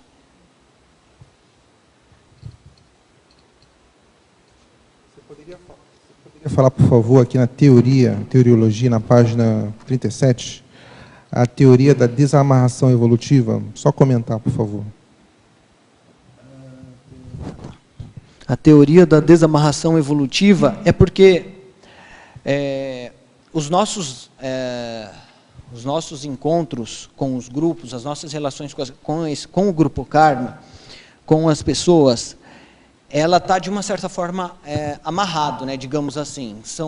As consciências estão, de uma certa forma, amarradas com alguma questão entre elas. E a desamarração é exatamente desatar esses nós. Ou seja, resolver o problema que a gente tiver com as pessoas, procurar o acerto, E isso a gente começa quando a gente, pela compreensão, começa pelo abrir mão, pelo perdão, né? Entender o momento. Então, começa pela gente, né? E daí a gente promover uma desamarração evolutiva. Tem até o verbete do professor Valdo, que eu até abri aqui. Uhum. Exatamente como você falou. A desamarração é o ato ou efeito de desamarrar ou desfazer as amarras, correntes, ligações, nós apertados ou grilhões entre realidades, consciências, objetos fortemente cingidos ou imantados. Perfeito. E eu vejo assim, se a pessoa às vezes não tem muito claro o que está amarrado ou não, começa a pensar o que dentro daquele grupo, com o pai ou com o filho, ou num grupo ali familiar maior, com quem que ela tem alguma questão mais assim pegando, ou com quem que ela é mais crítica, ou com quem que talvez ela tenha alguma inveja quando a pessoa surge numa situação, a partir disso ela começa a verificar tecnicamente, né, aonde que está esses nós que ela precisa desatar mais, estão pegando mais, né, digamos assim, no momento. Aqui na página 37, bem no meio aqui na fatologia, tem um item que é muito comum, eu pediria por favor para você comentar, porque vai ajudar muita gente, que é a corrosão da inter-relação devido ao álcool e às drogas. Como é que a gente pode, a pessoa que tem acesso à verdade relativa de ponta, eu tenho uma ideia, claro, dessa resposta, mas eu queria que você comentasse o que a gente pode aplicar e como ajudar esse pessoal, além de botar na TENEPS. Assim, a corrosão da inter-relação devido ao álcool e às drogas. Realmente corrói, é uma questão nefasta, né, o álcool e as drogas, com o relacionamento familiar entre pai e filho. É difícil, né? Existem contextos complicados, outros aparentemente que não são complicados, mas no fundo tem muita coisa para resolver. Quer ver aquela questão que a pessoa ela é alcoólatra e ela não vive sem tomar a sua cervejinha ou qualquer outro tipo de bebida desse tipo, e é difícil as pessoas da família se relacionarem com ela. Então, pelo que eu andei pesquisando e também já vi em contextos familiares da minha família, muitas vezes você tem que ser estratégico até, porque a pessoa, se ela está alcoolizada, ou às vezes não é uma coisa tão aparente, mas você sabe que a partir de tal horas a pessoa vai lá, vai tomar o seu álcool, né? E você sabe que quando ela estiver nessa condição, você não vai conseguir falar com essa pessoa assuntos sérios. Então você tem que começar a ser estratégico no seguinte sentido: bom, se você tem que buscar conversar com ele antes dele ir para aquela situação, que aí ele está mais lúcido e tal.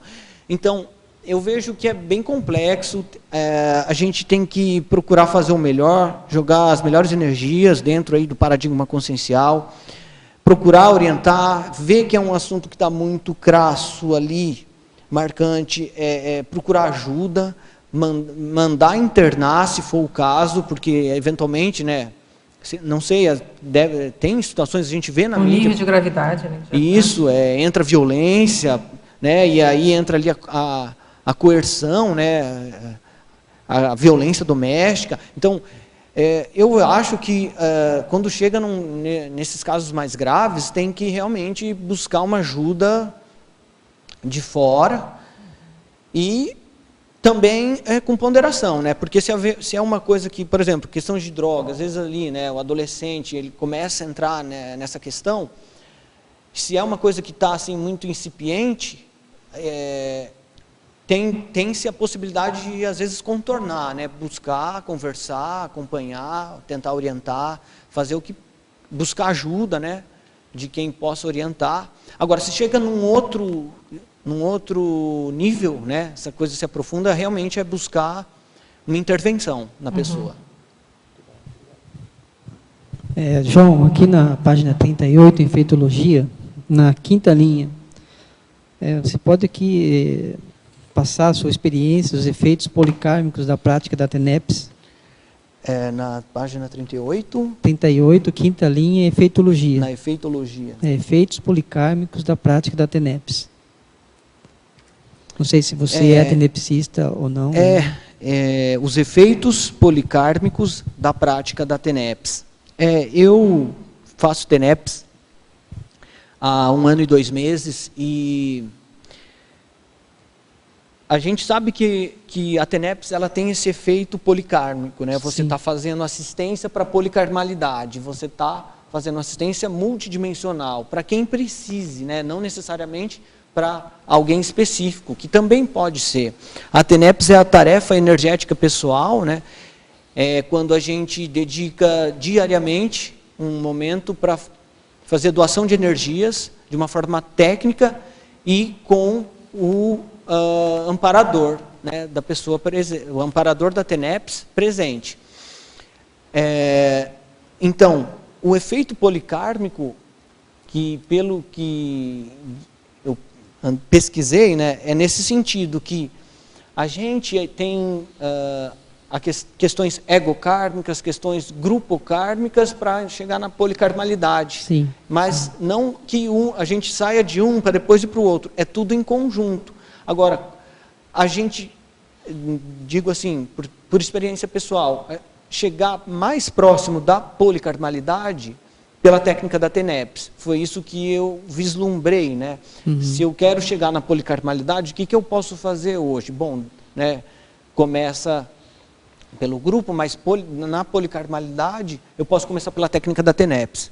Nesse sentido. Entendi. É um crescendo. Por exemplo, eu na minha TENEPS eu coloco, de princípio, a família, né? Então vai assim, os pais mais velhos, depois os filhos, né? Primeiro a dupla, né? Depois vem o pessoal, depois o resto por conta do amparador, né?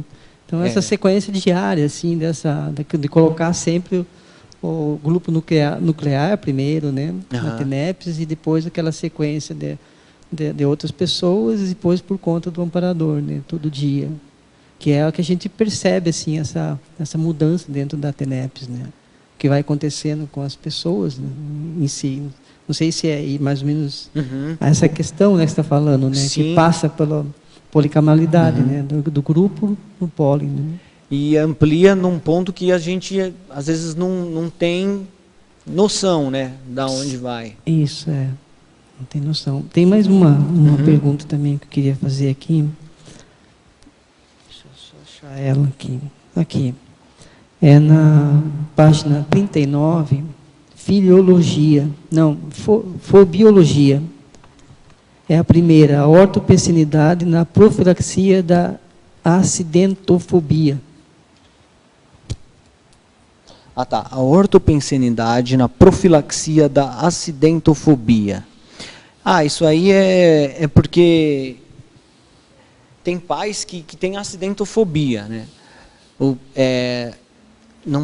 Tem medo que a criança, às vezes nem criança, né? Às vezes marmanjo, né? Por exemplo, faça uma viagem sozinho, de avião, ou vai fazer determinadas tarefas sozinho, com medo de que aconteça um acidente, uma coisa pior, ou alguma coisa de ruim aconteça com a pessoa. Sempre vê uma diferença entre pai e mãe nessa situação, né? Isso. E a mãe sempre é mais apavorada, né? Sempre achando que a mãe tende a ser mais, né? Exatamente. Essa questão aí, né? A mãe tende a ser mais, eu concordo contigo. E a questão da ortopensinidade é que a ortopensinidade vem de ortopensene, que é o pensene correto, né? Você ter pensamentos, sentimentos e energias corretos, bons, melhores. Então, quando você tem bons pensamentos, penseniza bem, você tende a liquidar com essa acidentofobia, contornar essa situação, né? Liquidar. Isso, e entender que, na verdade, não está tudo sobre o nosso controle, né? Isso tem uma relação direta com a pessoa que quer controlar tudo, né? Então, ela quer controlar aquilo que é incontrolável, ela quer ter certeza que não vai acontecer nada. Então, foi nesse sentido que eu coloquei a profilaxia a ortopensinidade aí. Quando eu era, minha mãe é assim, sabe, desse jeito, né? E quando eu era criança, eu assimilava essa situação dela, né? E eu entrava também na mesma preocupação dela. Então, meu pai ia sair para alguma coisa, eu ficava preocupado com ele, porque eu via que ela também ficava preocupada, né? E aquilo ficou comigo, assim, um bom tempo. Assim, vai com a gente. Né? Só depois de adulto que eu consegui se esclarecer, né? E perceber de que não tem razão para isso, né? Mas é muito forte essa energia, né? Essa energia que trabalha ali. O medo, né? O medo ali. O medo atuante o tempo todo. O medo é terrível, bloqueia, né? Porque às vezes mesmo uma pessoa bem intencionada, ela pode estar com a mente poluída e fica naquela sintonia, né? E acaba, às vezes, induzindo um acidente mesmo, né? Exatamente. Porque a pessoa fica com medo, daqui a pouco... Extrafisicamente, né? Como é que não consegue pensar, né? Lá. A minha pergunta é sobre efeitologia, professor João. Página 38, se pudesse comentar aqui, na segunda linha, os 3 efeitos aqui. Efeitos motivacionais do coaching de vida. Depois eu falo o outro. Segunda linha, efeitos motivacionais do coaching de vida. E depois, o efeito reflexivo do método socrático. Ok. Os efeitos motivacionais do coaching de vida. É que o coaching, ele é um profissional que ele, a função dele é ajudar a alguém, né, ou no âmbito profissional, tem outras áreas também hoje em dia, a fazer com que a pessoa saiba o que ela quer, né, aquela pessoa que muitas vezes não sabe que decisão tomar, não sabe muito bem o que quer, não sabe o que tem que fazer. O coaching ele vai ajudar a pessoa a fazer essa definição do que ela quer e vai ajudá-la a definir as metas para que ela chegue lá, de uma forma com que a pessoa, né, tome a decisão. Ele vai só ajudar a pessoa a tomar a decisão, buscar aquilo na pessoa, que ela tome a decisão, vá pelas escolhas dela. Ela vai ajudar nessa questão. Então eu vejo que o pai, ou também o filho, ele atua muitas vezes como coaching, né? Então, o pai não pode, num primeiro momento, né, ajudando ali, às vezes, a abrir o discernimento, a ver o que a pessoa, o filho quer fazer como profissão, ou também o filho, eventualmente, lá na frente, né, fiz uma pesquisa sobre isso, por exemplo, tem muitas pessoas que, na hora de se aposentar, não sabem o que vão fazer. Aí a pessoa, às vezes, não vê a hora de se aposentar. Quando está para se aposentar, não sabe o que vai fazer, entra uma série de questões e tal. O filho, de repente, pode atuar como coaching também aí. E uma questão que varia do coaching, até complementando, é o mentoring. Acabei não colocando aqui, mas o mentoring já é um outro profissional que atua nesse sentido, mas ele vai dizer para a pessoa o que ela tem que fazer. Ou seja, um profissional com experiência, uma pessoa com experiência na área, que passou por aquilo, e vai ajudar nesse sentido. Então, vai analisar junto com a pessoa, olha, o que você está fazendo? Não, você tem que tirar isso, porque isso não está sendo produtivo, isso não está te rendendo, né? Tem esse outro viés também. Então, às vezes, a gente age como coaching, ou às vezes a gente pode também agir como mentoring. Eu queria contribuir, João, aqui. Tá. É que eu atuo como coaching na... legal, pode até então, complementar. Acho que o que você falou está perfeito. E o que a gente costuma dizer, assim, que todo coaching profissional também acaba, por instintivo, ou porque ele já tem a técnica, ele faz o coaching informal, na família, com os amigos. As pessoas não percebem que ele está atuando assim. Olha que legal. Mas ele acaba fazendo isso porque ele já tem as técnicas, né? Então é bem interessante. Agora, a gente também indica que, se a pessoa quer realmente ser um profissional, mesmo na família, que ela faça uma especialização nessa área, que é muito, muito interessante. São ferramentas justamente para orientar as pessoas a atingir seus objetivos, a conseguir deslindar certas situações profissionais, da vida, de tudo, se organizar. Quer dizer, é indicado para qualquer pessoa, né? Eu acho que é uma coisa bem legal. E a minha experiência no coaching, eu sou mais especialista em carreira, mas a gente não consegue não fazer o coaching de vida, porque as pessoas vêm com uma necessidade e a gente acaba tendo que fazer isso. E as experiências que a gente tem também é de fazer o papel de mãe e de pai em relação ao coaching, né, que a gente chama, porque às vezes a pessoa não tem esse espelho em casa, né? Ela não tem essa pessoa que deveria estar fazendo o papel que você está falando. É bem interessante. Muito obrigado pela experiência. E, por favor, também comentar o efeito reflexivo do método socrático e os efeitos dos apoios nas decisões. Tem a ver, pelo visto, com o coaching também. Isso. O efeito reflexivo no método socrático, na verdade, eu coloquei essa expressão e aí, há pouco tempo, eu fui tentar alterar, mas não deu mais tempo. Eu quis dizer o seguinte, que o método socrático, ele é um método de diálogo em que vai se procurar, né, a questão da maiêutica, né, a geração da ideia, né, de novas ideias. A pessoa que está com uma ideia fixa, muitas vezes você vai conversar com ela e de uma forma técnica você vai ajudá-la a pensar, abrir o pensamento, a buscar outras formas de ver aquilo, né. E eu pensei nisso, mas eu colocaria aqui, o que eu trocaria seria métodos de diálogo reflexivo e heurísticos de diálogo. Por quê? O que eu percebi com relação ao filho, que ainda é infante, né? Muitas vezes a gente vai aprendendo, né? Então, eu não sabia ser pai, então comecei a aprender. Então, o teu filho vem e te pergunta uma coisa, você fala, isso é isso. E para você já explicou para ele o que é, só que muitas vezes ele não entende aquilo, né? E se ele for mais curioso, ele vai te perguntar mais ou não, ou vai tocar com aquilo. Vou dar um exemplo. Quando eu tive essa ideia, teve uma situação lá que o meu filho me perguntou uma coisa, que era lá um objeto, aí eu olhei e falei, bom, isso aí é um porta-copo. Aí ele achou tão estranho, fez uma cara, mas não falou nada. Eu falei, mas aí, né, me veio isso, mas por quê?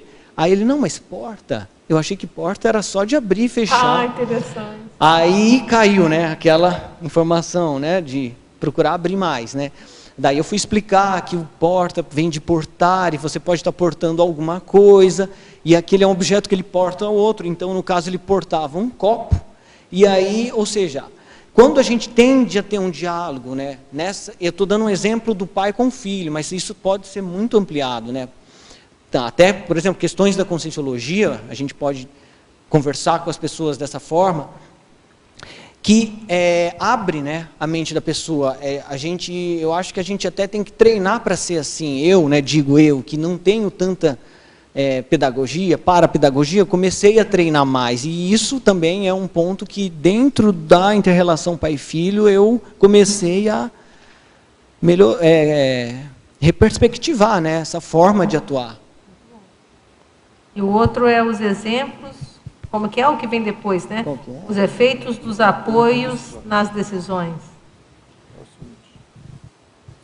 O efeito do apoio, os efeitos dos apoios nas decisões. Tem a ver com o que você falou antes, né? E também que apoiar a decisão, né, no caso do filho ou no caso do pai, mas, por exemplo, no caso do filho, apoiar uma decisão que o filho tome com firmeza do ponto de vista profissional, uma faculdade que ele queira fazer, ou uma área profissional que ele queira atuar, ou uma área consciencial que ele queira atuar.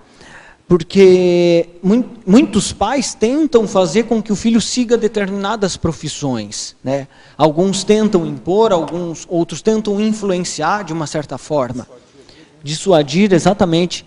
E isso não é tão positivo. Eu vi uma pesquisa de uma universidade do Rio Grande do Sul, que um centro de orientação vocacional, eles começaram a pesquisar e fizeram uma correlação entre a insatisfação com a tomada de decisão profissional e a dificuldade que a pessoa tinha de se desligar da família. Ou seja, ela vinha exatamente nessa questão. A pessoa que, por exemplo, era altamente influenciada, né, a fazer as coisas que os pais queriam, pelo modo de visão dos pais. Lá na frente, ela tinha dificuldades com outras decisões, com outras coisas. E o melhor é que a gente, claro, oriente, né, no que nos cabe, mas que quando a pessoa tome uma decisão, esteja certa daquilo, a gente apoia aquela decisão, né? Vai com... Energiza, exatamente. Tem mais perguntas? Eu queria perguntar, na principiologia, na segunda linha, você coloca o princípio de não se preocupar com a opinião pública. Eu queria saber, assim, por que você colocou, se tem alguma vivência sua de relação pai e filho que você teve que lidar com isso. É na página 37. Tá.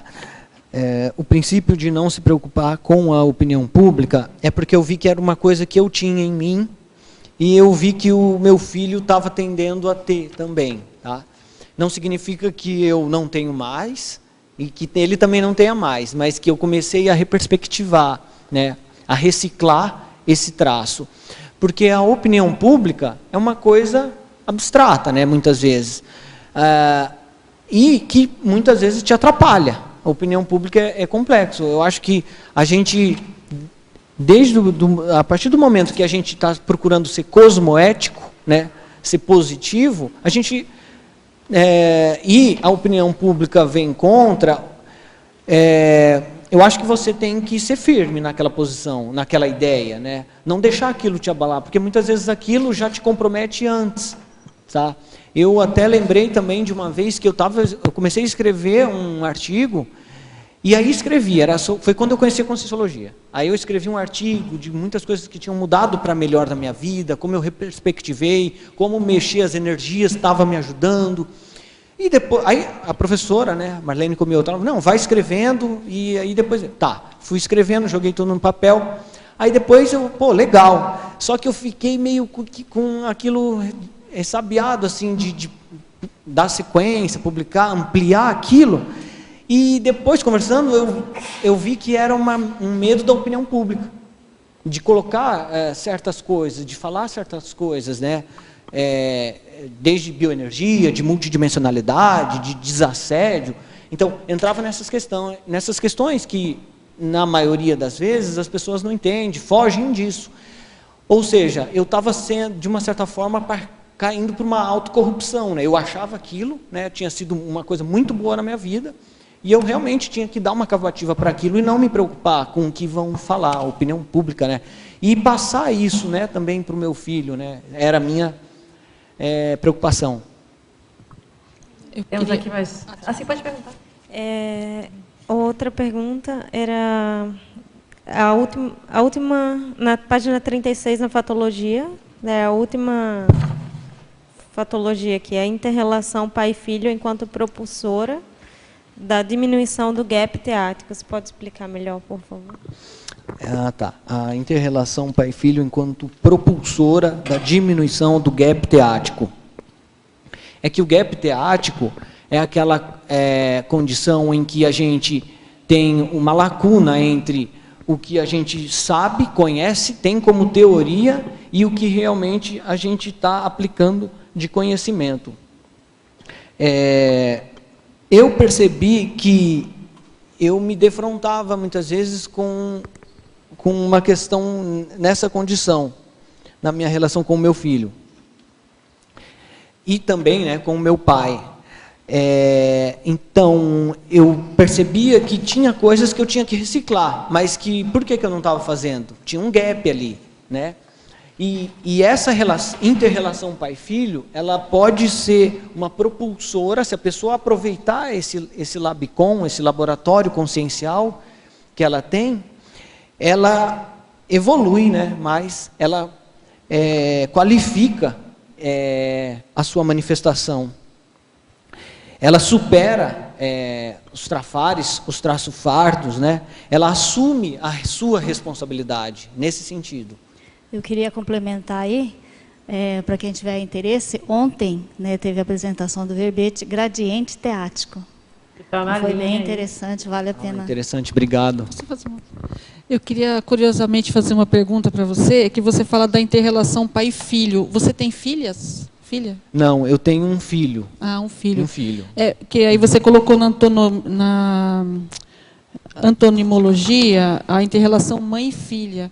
Mas eu sei que vai ser difícil a questão da teática, mas uma sugestão seria você falar sobre a inter-relação pai e filha, que é bem diferente, né, de tudo que está escrito aqui. Não totalmente diferente, né, porque tem muitas coisas que você faz geral, mas assim, o contexto, né, uma série de coisas, de repente você fazer entrevista, né, com os pais que têm filhas, interessante. Porque seria bem interessante esse contraponto também. Que é uma relação diferente, né? Obrigado pela dica. Vamos lá, então, tem 2 teletertulianos aqui. Parafatologia, na página 17, na última linha. 17 não, está errado, 37. Comente os parafatos indicadores da personalidade consecutiva. É que a personalidade consecutiva é aquela condição, né, eu vou tentar explicar de uma forma didática. Tem o verbete, quem quiser aprofundar. Isso, tem um verbete para quem quiser aprofundar. É a situação em que você convive com uma outra pessoa, uma outra consciência, digamos assim, em 2 momentos, em que essa pessoa passe por 2 momentos evolutivos, em 2 seriex, em 2 séries existenciais. São 2 vidas. Em 2 vidas. Seriex é tudo. 2 vidas. Exatamente, obrigado. Então, a primeiro, você convive com a pessoa, daí ela dessoma, ela descarta o soma, ela tem a morte biológica, e depois, numa outra condição, aquela mesma consciência, ela ressoma, ela renasce também próximo de você. Isso pode ocorrer como, por exemplo, quando há uma situação em que um ex-amigo seu de infância, ele pode vir a ser agora, ressomar como um filho teu. Como um avô. Também, um exemplo, né? Uhum. E o que indica isso? O parapsiquismo, que a pessoa pode desenvolver, né? Os parafatos, né? Muitas vezes um contato maior com um amparador, isso, se vier, tem um motivo, que é o motivo assistencial maior, grupal, ali de compreender, né, as situações. E também eu trouxe, porque eu vi isso durante minhas pesquisas, e eu lembrei que até mesmo antes de conhecer a Conscienciologia, eu tinha um amigo que ele tinha essa situação, né? Ele comentava na família dele que tinha essa situação, que era em que a avó dele, né, dizia, a avó dele morava com ele. Então, eu morava em Marília nessa época, e lá no interior de São Paulo tem muitos japoneses, né? É uma terra que foi bastante colonizada pelos orientais. Uhum. E eles eram dessa área do orientalismo e que aceita, né, essa condição de reencarnação, né?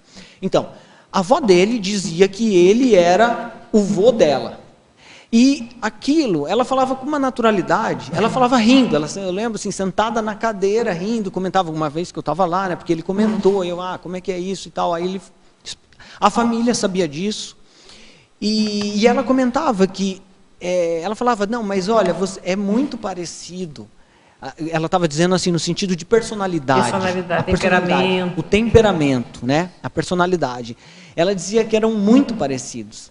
Então, e ela dizia isso com uma naturalidade e sem obrigação de convencer ninguém. Então, assim, ela transmitia que realmente ela poderia estar percebendo, né, algum parafato nesse sentido. A Conscienciologia considera essa questão, tem formas técnicas de procurar se identificar, né? Se eu não me engano, tem 100 cotejos. O ideal é 100. Você ter 100 indicadores para você considerar uma retrovida sua. Isso, então a Conscienciologia tem formas técnicas de poder se identificar eventuais condições semelhantes. E Interaciologia, na página 38, quarta linha. Poderia comentar a interação paternidade, assistência de destino? Tá. Interação, paternidade, assistência de destino. É que a interação paternidade e com uma assistência de destino tem a ver com que o pai pode promover uma assistência bem profunda para o filho, no sentido de ajudá-lo numa determinada decisão, numa tomada de posição que vai afetar o resto da vida da pessoa, que vai repercutir para toda a PROEX, a programação existencial da pessoa.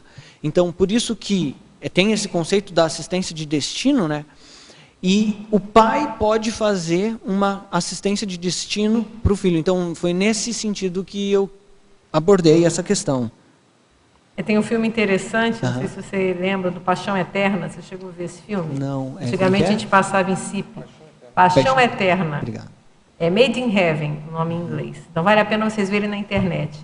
E tem uma situação bem interessante que é mais ou menos assim. Era um casal, eles tinham um menino e o filho morreu adolescente. E aí o filho nasceu de novo numa família toda desestruturada e tal. E lá pelas tantas no filme, esses pais dão carona para o menino. Para o ex-filho que agora está com outro corpo, né? E é interessante que ele que faz a diferença, que o pai dá um instrumento para ele e é a partir dali que ele vai encontrando a vida dele, ele vai se encaminhando. Então é muito interessante esse filme. Então fica a dica aí que é junto a personalidade consecutiva. Na história não fez referência dos pais terem reconhecido, fica meio ambíguo, né? Mas é muito interessante. Muito legal. Então vale a pena. Olha, quero agradecer muito ao João Marcos pela verbete. Esperamos os próximos verbetes, né, que seja a sugestão da Sandra ou outros, né? Foi muito boa a defesa. Então, agradecemos a presença dos tertulianos, dos teletertulianos também, que sempre contribuem muito, os paratertulianos, e até uma próxima oportunidade. Os nossos comerciais, então, por favor. Obrigado. As pontuações da tertúlia de hoje são 20 assinaturas no livro de presença, 14 perguntas presenciais e 18 perguntas respondidas online. Para amanhã, teremos o verbete Otimização da Itinerância Docente, especialidade Parapedagogiologia, e a verbetógrafa Patrícia Ribeiro. Muito obrigado e boa tarde a todos.